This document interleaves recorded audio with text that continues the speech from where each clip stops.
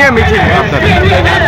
আজকে গত 5ই আগস্টে বাংলাদেশের হাসিনা সরকারকে দেশত্যাগী করানোর পর থেকে যেভাবে ওখানকার ইউনুস সরকারের মদতে ওখানকার যে সমস্ত সন্ত্রাসবাদী মৌলবাদী মুসলমানেরা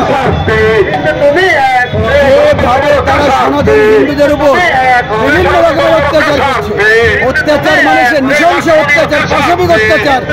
কারণ সেখানকার মেয়েদেরকে তুলে নিয়ে যাওয়া হচ্ছে, মেয়েদেরকে খুন করা হচ্ছে, ধর্ষণ করা হচ্ছে, জমি দখল করা হচ্ছে, সেখান থেকে জমি দখল করেই ছাড়ছে না, ফসল কেটে নেওয়া হচ্ছে, ঘরবাড়ি দখল করা হচ্ছে, চাকরি থেকে জোর করে হিন্দুদেরকে বরখাস্ত করা হচ্ছে, তাদের ঘরবাড়ি আগুন ধরিয়ে পুড়িয়ে দেওয়া হচ্ছে, মন্দির ভেঙে দেওয়া হচ্ছে, প্রতিমা ভেঙে দেওয়া হচ্ছে, লুট করা হচ্ছে।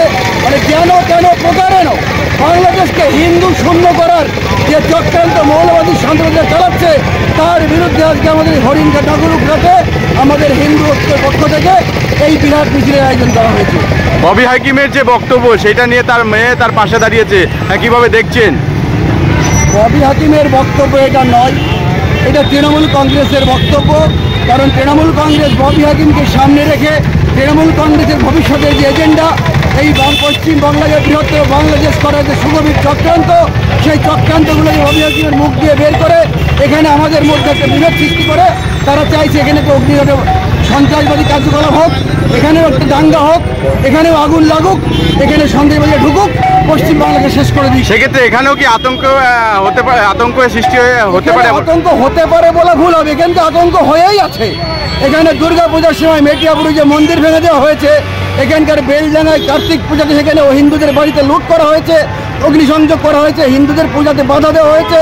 ববি হাকিম একটা কথা বলছে, হুমায়ুন কবির বলতে চাইছে যে ওই বেলডাঙ্গাতে বাবরি মসজিদ তৈরি করবে, মমতা ব্যানার্জিকে উদ্বোধন করতে হবে।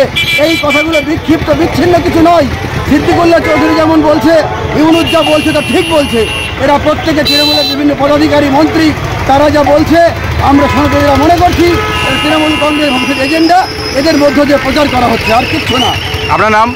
আমার নাম প্রণব ঘোষ, আমি হরিণঘাটের একজন সনাতনী ঐক্যের মানুষ।